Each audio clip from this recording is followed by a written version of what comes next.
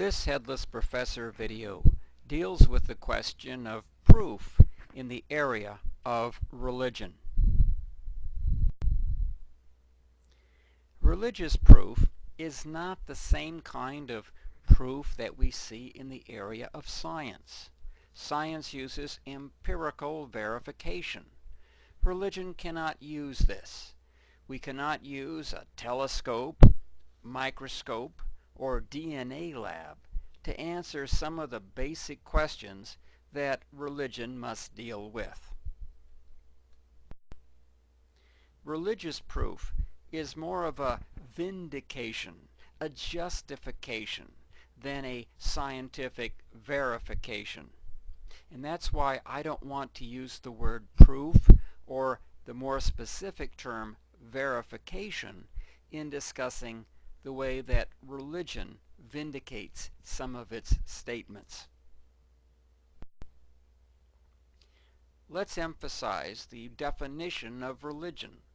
Religion is a system of doctrines, ethics, rituals, myths, and symbols for the expression of ultimate relevance. Religion must therefore answer the kinds of questions which are going to arise in these different components. For example, doctrinal issues deal with statements about the deities, the gods. Here's the kind of question that many Christian councils dealt with in the first 500 years of Christian history. Does God exist in the form of three persons, a trinity? And here is another doctrinal issue that has split some of the major branches of Christianity.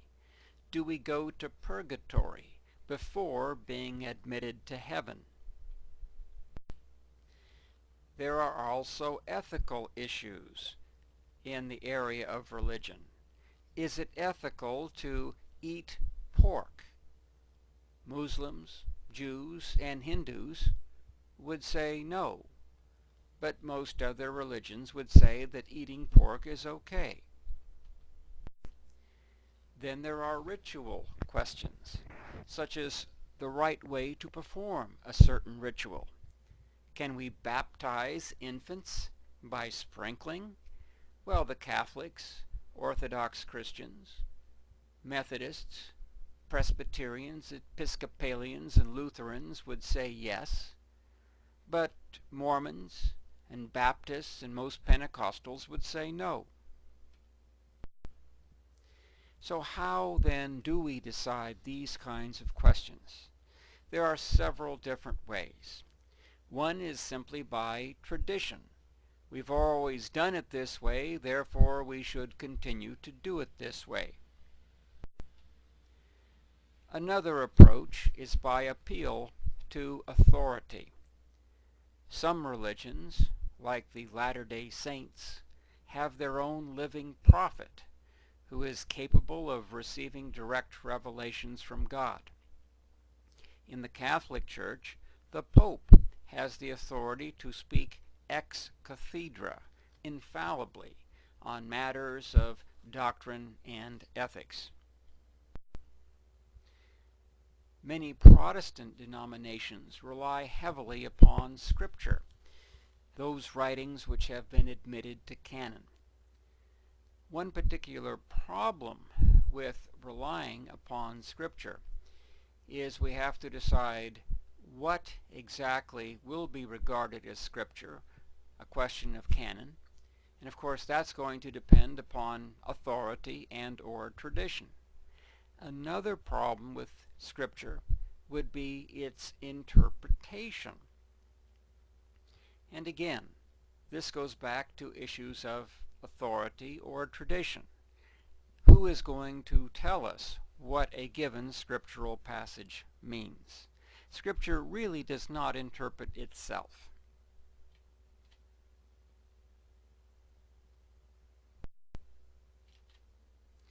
Another approach would be to rely upon reason.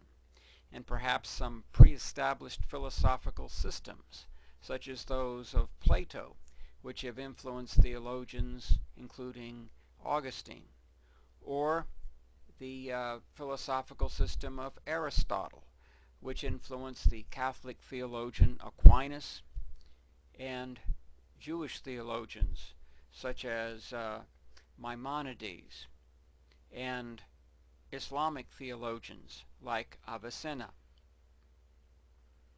But once again, reason is merely a process of seeking consistency in the use of our thinking, and therefore what is important is what kinds of premises we start out with. And in most cases, those premises are determined by authority or tradition. Then we have the issue of consensus. For many denominations, church councils are very important, and whatever the council decides will be taken as authoritative. Many individuals rely solely upon their own individual experience as their ultimate guide to answering questions such as which rituals are to be most relevant. Well, those are some of the different aspects of religious proof. Hope you enjoyed this video. Hope to have you back again for some others. Create your very own video podcast from PowerPoint. Log on to authorstream.com. It's absolutely free.